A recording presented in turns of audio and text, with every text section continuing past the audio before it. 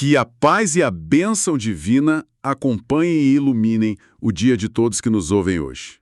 Sejam muito bem-vindos a mais uma análise profunda. Bom, imagina um presente de valor assim incalculável, que é oferecido de forma totalmente gratuita. Aham. Agora, pensa que a humanidade passou os últimos 2000 anos, brigando ferozmente, travando guerras, rachando instituições no meio, só para tentar provar que poderia pagar por esse presente. É muito irônico, né? É um paradoxo fascinante sobre a nossa psicologia. E esse é exatamente o coração do nosso estudo de hoje. Nós vamos mergulhar nas páginas de um verdadeiro peso pesado, que é o livro Teologia Sistemática, escrito pelo autor Louis Berkhof. É um material bem denso, monumental mesmo. E a nossa missão com a análise de hoje é investigar de perto a doutrina da aplicação da obra de redenção. Sim, o que é um tema gigantesco. Com certeza. Especificamente, a gente vai entender o papel fundamental do Espírito Santo e tentar, resgatar o peso de uma palavra extremamente poderosa, mas que foi, esvaziada, distorcida e muito banalizada na nossa cultura, que é a palavra graça. Nossa, verdade. Graça é uma palavra que perdeu muito impacto hoje em dia. Perdeu demais. E o mais interessante para quem nos ouve é perceber que a gente não está falando de um conceito abstrato que fica preso em biblioteca velha, sabe? Uhum. Nós estamos falando do motor que sustenta a própria realidade ao nosso redor. E o que mais me empolga nesse tema é justamente como essa alta teologia desce das nuvens e afeta o nosso dia a dia. Tem uma transição de foco muito interessante logo no começo do texto. Ah, a transição da cristologia, né? Exato. O autor estabelece que a gente está saindo do que se chama de cristologia, que foca naquilo que Cristo realizou lá no passado, e entrando na soteriologia. Que já é uma palavra que assusta muita gente. Dá um nó na cabeça. Mas que basicamente trata de como essa realização histórica vira realidade na vida das pessoas hoje. É tipo a transição do objetivo para o subjetivo. E essa distinção é a chave que destranca todo o restante da obra. Segundo Berkhof, a obra que Deus realizou em Cristo na cruz é algo, objetivo e concluído. Tá, um fato histórico. Isso, um fato irredutível. Já a obra do Espírito Santo, por outro lado, é puramente subjetiva. É um processo contínuo que ele faz ao longo do tempo. Agindo no nosso íntimo, né? Exatamente, atuando diretamente na mente e no coração, para tornar aquela obra do passado uma realidade experimentada hoje. Para quem está acompanhando a gente visualizar esse melhor, acho que a gente pode criar uma imagem mental. Pensa que a obra histórica de Cristo é tipo um depósito de valor infinito feito numa conta bancária. Adoro essa analogia. É um fato objetivo, o dinheiro está lá, o depósito foi concluído com sucesso e nenhuma força no universo pode apagar esse registro do sistema, tá? Sim, tá garantido. Mas ter um saldo infinito na conta e de fato viver com os benefícios desse dinheiro, usar esse fundo, são coisas bem diferentes. Totalmente diferentes. Então o trabalho do Espírito Santo seria tipo o processo de fazer o indivíduo descobrir essa conta, receber a senha e utilizar esses fundos ao longo da vida, certo? Essa analogia da conta bancária é muito boa para ilustrar a diferença entre o objetivo e o subjetivo, mas ela tem um limite meio perigoso se a gente não ajustar com o que o autor diz. Opa, como assim? Onde que a analogia falha? Então, no banco tradicional, o titular da conta pode simplesmente decidir, por livre e espontânea vontade ir até o caixa eletrônico e sacar o dinheiro, né? Sim, ele tem o cartão, ele vai lá. Pois é. Mas, na visão teológica que o livro apresenta, a natureza humana está tão prejudicada que a pessoa nem sequer tem o desejo de entrar no banco. Nossa, verdade. O problema é muito mais embaixo. Muito mais. O Espírito Santo não atua só como um carteiro entregando um cartão. Ele precisa ativamente transformar a vontade da pessoa para que ela reconheça que está falida e queira, de fato, acessar esse dinheiro. Entendi, ele tem que virar a chave lá dentro primeiro. Exato. E é exatamente no como essa apropriação acontece que os maiores conflitos teológicos surgem. Então, se o Espírito tem que fazer todo esse trabalho de transformação interna e tal, onde que entra a ação humana? porque a mente humana tenta resolver esse problema criando atalhos, né? Com certeza. Sempre tenta simplificar de um jeito errado. E o autor usa aquela imagem clássica de Sila e Caríbides para explicar isso. Ah, os monstros marinhos. Isso! Aqueles monstros da mitologia grega que ficavam num estreito super perigoso. Se o navio tentasse desviar muito de um, acabava sendo engolido pelo outro. Uma imagem perfeita para o dilema. Na teologia, o Berkoff usa essa metáfora para descrever dois abismos.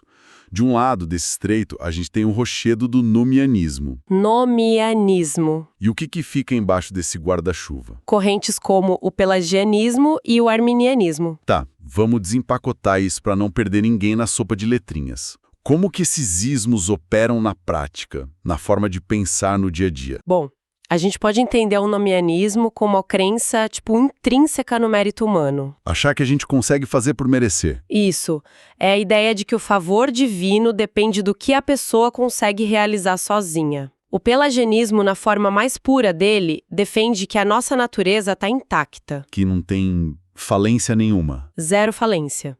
Ou seja, segundo eles, qualquer um conseguiria alcançar a perfeição moral usando só a força de vontade. Sem precisar dessa cirurgia espiritual interna da graça. Exatamente. Sem o Espírito Santo invadir a vontade. Trazendo isso para a nossa realidade, eu diria que essa é quase a base de toda a cultura de autoajuda moderna, né? Ah, sem dúvida. Aquela ética de superação, basta você querer, se esforça bastante, que tudo se resolve.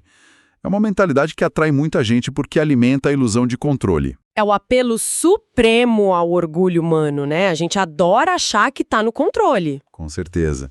E o arminianismo, ele entra onde nessa história? O arminianismo, segundo o texto, é um pouco mais moderado. Ele reconhece que a ajuda da graça é necessária, sim, Tá. mas, no fim das contas, a decisão final, o fator que desempata, recai sobre o livre-arbítrio humano. Ah, então a graça oferece ajuda, mas é a vontade do cara que é o botão de ignição. Exato. A graça capacita, mas quem aperta o botão é o ser humano. Voltando para a imagem do banco, então.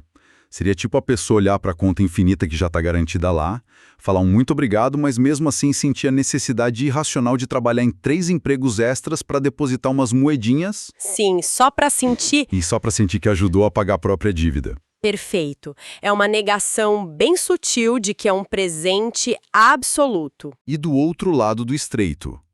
Qual seria o outro monstro, o tal do Caríbides? O extremo oposto é o redemoinho do antinomianismo. É uma visão que é muito defendida por grupos hipercalvinistas.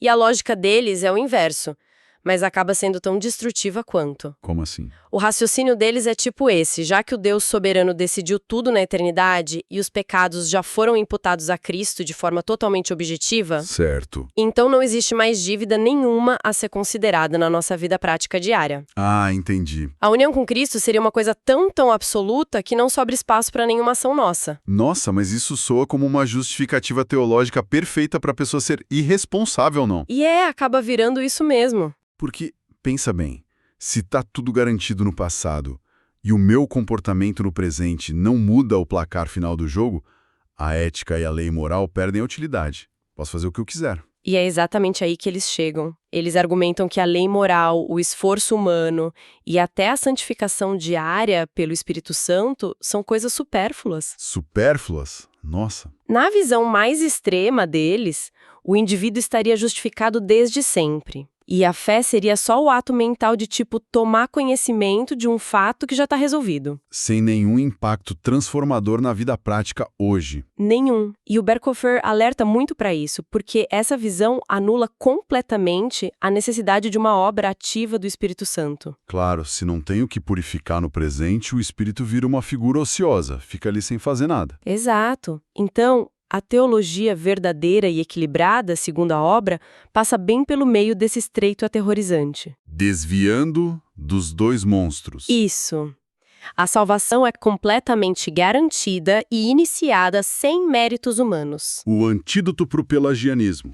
Mas, ao mesmo tempo, precisa ser aplicada de forma bem dinâmica pelo Espírito, envolvendo a nossa cooperação constante. Que é o antídoto para o antinomianismo. Cara, é uma tensão muito brilhante. Mas olha, isso me levanta uma dúvida muito pragmática. Pode falar. A gente está falando até agora de redenção, cruz, santificação na vida de quem crê. Mas e o trabalho do Espírito? Ele fica restrito só ao campo da religiosidade? Excelente pergunta. Porque assim, e quem não tem a menor inclinação espiritual? Tipo, quando um cientista secular descobre a cura para uma doença, ou quando um arquiteto projeta uma estrutura genial, sem nunca ter aberto a Bíblia. O Espírito está operando na mente deles também? Então, o que torna o texto do Berkhoff muito fascinante é que ele responde a isso dividindo as ações do Espírito Santo em duas grandes categorias. Tá. E a resposta direta para sua pergunta é um baita de um sim. Sério? Sim, o Espírito atua ativamente na vida de todas as pessoas, sem exceção nenhuma. A primeira categoria é o que a teologia chama de operações gerais. Operações gerais. Isso. Ele mostra que o Espírito opera profundamente na criação natural. A própria biologia, sabe? A energia que mantém as células funcionando. A nossa respiração agora. Tudo isso emana dele. Tudo emana dele. O autor até cita livros poéticos como Jó e Salmos para argumentar que, se essa operação geral fosse retirada, aconteceria um colapso instantâneo de toda a vida biológica. Nossa, isso muda o paradigma totalmente. Não é só um fenômeno religioso de final de semana, tipo, ir no culto. É a manutenção da própria existência do universo. É a cola que segura o universo. E vai muito além da biologia, viu? O texto argumenta que o intelecto, a nossa capacidade de resolver problema de matemática, de criar arte, tudo isso é fruto da influência contínua do Espírito. Mesmo na vida de alguém que não crê. Exato. O Berkhoff traz aquele exemplo dos construtores do tabernáculo lá em Êxodo. Ah, os caras que mexiam com ouro e tecido. Sim, a habilidade artística absurda que eles tinham é atribuída de forma explícita ao Espírito de Deus no texto bíblico. Não era só treinamento prático. Que incrível. E o autor diz que essa operação geral inclui até audácia militar e capacidade de liderança política. Pera um pouco, isso levanta um problema ético bem espinhoso. Eu sei onde você vai chegar. Porque assim, se a operação geral do espírito é o que distribui os talentos para liderança política e carisma, o autor está sugerindo que os líderes implacáveis, os governantes injustos da história, tiveram o intelecto mantido por Deus. É uma constatação incômoda, eu confesso. Mas a teologia do Berkhoff lida com isso através de um mecanismo chamado restrição. Restrição? Como funciona isso? A operação geral, ela não endossa e não purifica o uso distorcido que a gente faz das nossas capacidades. O texto explica que o espírito distribui a capacidade bruta. Tipo hardware. Isso, o hardware. E, simultaneamente, atua para frear o caos absoluto. É o que impede a sociedade humana de entrar num colapso total, numa barbárie. Ah, entendi. Então, a força intelectual ou o dom da liderança vem de Deus. Mas a corrupção de como isso é usado, tipo, se o cara vai construir um hospital ou iniciar uma guerra, isso vem puramente da nossa natureza caída. Faz muito sentido. A operação geral, então, segura as pontas do mundo e impede que a gente se destrua hoje à tarde. Exatamente. Ela freia as influências do mal para permitir que a civilização exista. Tá, e se a operação geral faz tudo isso no mundo todo, o que define a operação especial? A diferença aí não é só de tamanho, é de natureza mesmo. Na geral, o espírito atua sobre a vida que já existe, contendo o pecado.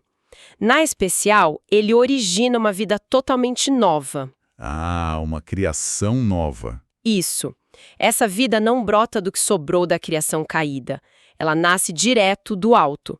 Em vez de só botar um freio nas ações erradas, a operação especial ataca e quebra a raiz do poder do pecado lá no íntimo da pessoa. Destrói o problema na fonte. Exato. E vai renovando a imagem de Deus na pessoa, preparando ela para um destino eterno. Resumindo, a operação geral preserva a casa antiga e a operação especial constrói uma casa nova do zero. Que analogia boa. E o material de construção principal dessa casa nova, pelo que o Berkhoff aponta, é o que ele chama de graça. O despenseiro da graça divina, é assim que ele chama o Espírito. Isso, e acho que aqui a gente precisa fazer uma pausa, porque o termo graça, como a gente falou no começo, sofreu um esvaziamento terrível, né? Nossa, muito. Hoje em dia a gente usa a palavra para falar que um dançarino se move com graça, ou que a piada do comediante não teve graça nenhuma. É verdade. A gente reduziu um conceito que causava guerras, que dividiu impérios inteiros, a um sinônimo bobo de elegância ou de humor. E essa erosão do vocabulário prejudica muito quando a gente vai ler esses textos clássicos.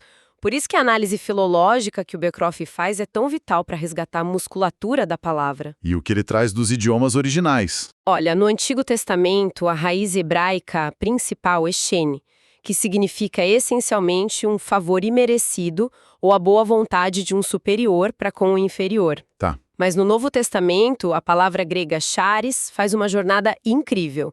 No grego clássico, lá atrás, ela denotava algo que causava alegria, um encanto visual, sabe? Sim, uma beleza estética, tipo um movimento de um atleta mesmo. Exato, era bem superficial. Mas quando os escritores bíblicos pegam essa palavra emprestada para descrever a ação de Deus, ela ganha contornos de poder. Ah, muda a figura. Totalmente. A graça deixa de ser só uma qualidade abstrata, passiva, ou aquele sentimento de pena distante vindo do céu.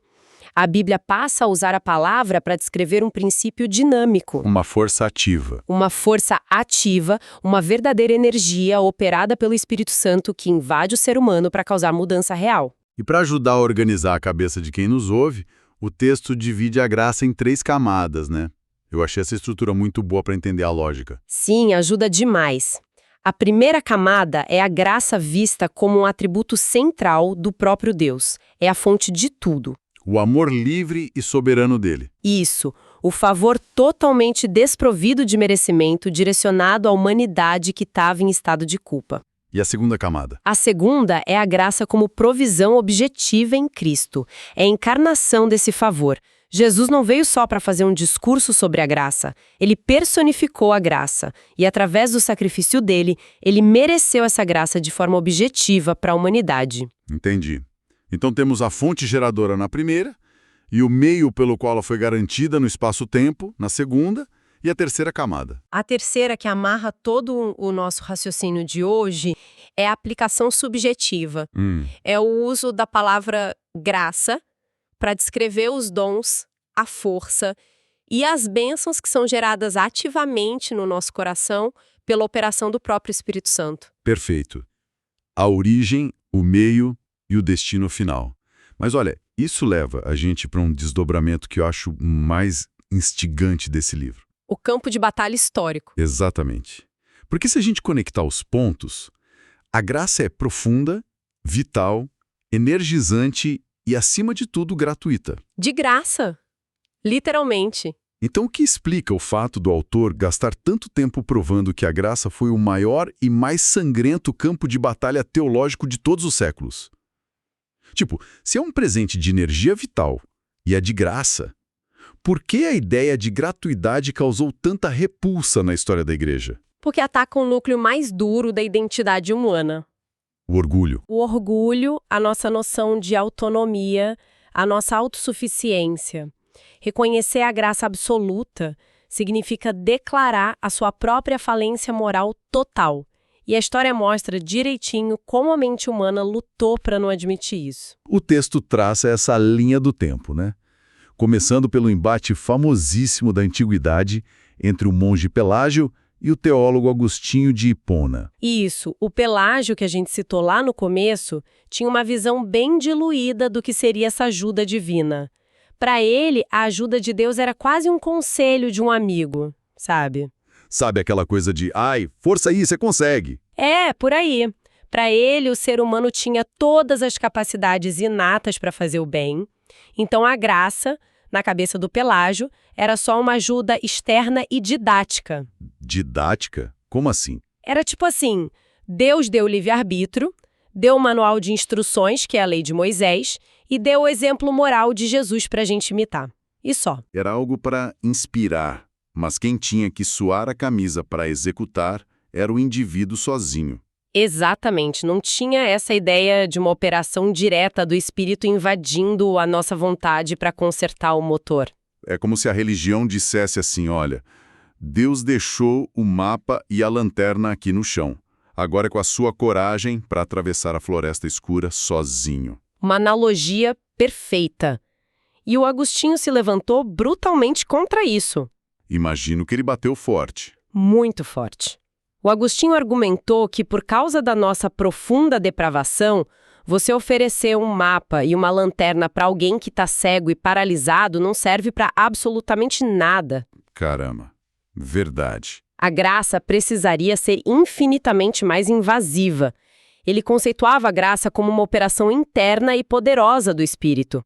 Ele até criou uma categoria genial na época. Qual foi? Ele dividiu entre graça operante e graça cooperante. O que faz cada uma? Ele dizia que primeiro precisa agir a graça operante, que entra lá, habita, transforma e capacita a vontade do ser humano para que ele consiga sequer desejar o bem. E só depois que o cara está vivo espiritualmente é que entra a graça cooperante, trabalhando em conjunto com essa vontade ressuscitada. Segundo o relato do Berkoff, a visão profunda do Agostinho venceu o debate oficial da época, né? Venceu, a igreja adotou. Mas o vírus da autossuficiência não morreu. Nunca morre. Na Idade Média, o conceito de graça voltou a ser super distorcido. Os teólogos escolásticos começaram a tratar a graça quase como se fosse uma substância física, um líquido sagrado, sabe? Que era distribuído só pela igreja. Exato, através dos sacramentos. E o problema que o Berkoff aponta aí é o seguinte: ao tratar a graça como um combustível injetável, criou-se a ideia de que a pessoa recebia esse combustível para gerar boas obras e acumular méritos com Deus. E aí esses méritos obrigariam Deus a dar mais graça. Isso, vira uma transação comercial. E é muito fascinante pensar no mecanismo psicológico por trás disso. Porque a gente olha para a Idade Média e acha um absurdo essa comercialização do sagrado, das indulgências. A gente julga muito. Mas se a gente prestar atenção, a nossa sociedade moderna opera com a mesmíssima lógica no mercado de trabalho e nas redes sociais. A gente transformou tudo em meritocracia. Tudo, sem exceção. A ideia de que alguém pode receber algo de valor infinito sem ter que provar o seu próprio valor causa um pânico na mente contemporânea. A gente está viciado em bater meta de performance para justificar que a gente merece existir, sabe? Nossa, essa sua leitura sociológica foi muito precisa. E foi justamente contra esse sistema de acúmulo de méritos e de ansiedade de performance que os reformadores protestantes se rebelaram. Eles puxaram o freio de mão. Puxaram com força. Eles provocaram um retorno drástico para aquela visão do Agostinho. Eles reafirmaram que a graça é um favor inteiramente merecido e excluíram qualquer chance do ser humano usar a graça para comprar o resto da salvação. O ser humano é posicionado como devedor, do começo ao fim. Isso. O João Calvino, inclusive, pegou esse resgate teológico e expandiu a coisa, estruturando melhor aquele conceito da graça comum que a gente citou antes. Que se conecta com as operações gerais que sustentam a ciência e as artes pelo mundo todo. Exato, abençoando a sociedade independente do destino da alma das pessoas. Mas a paz durou pouco. O campo de batalha continuou, e o texto narra a ascensão dos arminianos depois. Sim, os arminianos trouxeram de volta para a mesa a ideia de que a salvação depende do consentimento da nossa vontade. De novo o livre-arbítrio. Eles argumentavam que Deus oferece uma graça universal suficiente para todo mundo, mas que essa energia pode ser resistida pelo homem. Então, o que define o resultado final não é a eficácia do espírito superando a nossa teimosia. Não, é a cooperação do nosso próprio livre-arbítrio. E isso abriu a porta para discussões teológicas ainda mais radicais. Que é onde a gente chega num ponto de virada muito sensível no livro. O Berkoff aponta que quando a gente entra na era moderna, com a ascensão daqueles teólogos liberais influenciados pelo iluminismo, como o Schleiermacher e o Ritschl, o conceito de graça praticamente desmorona. Desaparece. E por quê? O motivo é pura lógica filosófica. Para o pensamento liberal moderno, a gravidade da doença humana foi muito amenizada. Eles minimizaram ou até negaram que existia uma culpa inerente a uma depravação radical. O ser humano não estava morto espiritualmente, ele só estava doentinho. Ou só precisava de uma educação melhor. E a consequência lógica disso é inescapável, né? Se você diz que a doença não é tão grave, o remédio de emergência perde o sentido. Fica cristalino isso. Se a humanidade só precisa de bons professores e bons exemplos para evoluir na sociedade, a necessidade de um resgate dramático, invasivo e operado por Deus simplesmente deixa de existir. Exatamente. E nesse cenário moderno que o Berkhoff descreve, a palavra graça foi esvaziada. Voltou a significar quase que só graciosidade de caráter. Voltou para o começo. E ele nota que a visão moderna abraçou tanto essa crença na bondade inata de um homem, no nosso potencial, que passou a repelir violentamente a ideia de uma graça que precisa nos salvar apesar de nós mesmos. Cara, independente das inclinações teológicas de quem está ouvindo a gente agora, o que a obra demonstra de forma brilhante é que existe uma gangorra histórica constante, né? Uma gangorra. Como assim? É tipo, quanto mais a balança sobe para o lado de enfatizar a capacidade e a bondade natural do indivíduo, mais o lado que representa a urgência da graça ativa do Espírito Santo desce e perde relevância. Ah, com certeza. É inversamente proporcional. É um diagnóstico histórico muito poderoso que amarra toda a nossa conversa. Ficou claro hoje que o jeito que a gente avalia o tamanho da nossa limitação é o que vai ditar o tamanho do trabalho do Espírito nas nossas vidas. Sem um abismo impossível de pular, o construtor da ponte perde o emprego. Essa é a síntese perfeita, eu diria. Mas, para não encerrar o nosso encontro sem deixar uma inquietação genuína na mente dos ouvintes, eu quero trazer uma reflexão final. Opa, adoro quando a gente expande as fronteiras para fora do texto. Qual é a provocação? É algo que salta do texto quando a gente olha para a nossa era atual, a era tecnológica. A gente dedicou um bom tempo hoje entendendo as operações gerais do Espírito Santo. Aquela que segura o universo. Isso, e estabelecemos que é essa operação invisível que sustenta todo o nosso intelecto, a criatividade, a ciência humana. A provocação é a seguinte: hoje a humanidade investe trilhões no desenvolvimento da inteligência artificial geral, tentando replicar a nossa centelha de raciocínio, de linguagem, de criatividade dentro de uma máquina de silício. Sim, o Bumba IA. O que será que a gente está testemunhando do ponto de vista teológico? Será que estamos só usando os talentos matemáticos geniais que o Espírito concedeu para os nossos cientistas através das operações gerais? Tá. Ou será que estamos tentando forçar a barreira de onde o Espírito atua como a fonte exclusiva da vida intelectual? Porque pensa bem, se a inteligência criativa é uma operação direta do Espírito Santo, o que acontece quando a gente tenta criar um intelecto desvinculado desse sopro original? Uau! É o ápice da nossa criatividade sustentada por Deus ou é a gente batendo num limite intransponível da natureza? É uma pergunta que dá verdadeira vertigem de pensar. Uma fronteira filosófica muito profunda para a mente processar até a nossa próxima análise. E olha, tem muitas outras camadas para a gente explorar na riqueza desse material. A gente só arranhou a superfície de um tema que é inesgotável. Tem muita coisa ainda. Por isso eu faço questão de informar aos ouvintes que teremos um novo episódio focado exclusivamente na continuidade detalhada do estudo deste mesmo livro. Porque as páginas da teologia sistemática ainda abrigam muitos conceitos que a gente precisa desbravar passo a passo. Com certeza. E assim a gente conclui a nossa jornada pelas operações, pela história e por todos esses mistérios que cercam o trabalho indispensável do Espírito.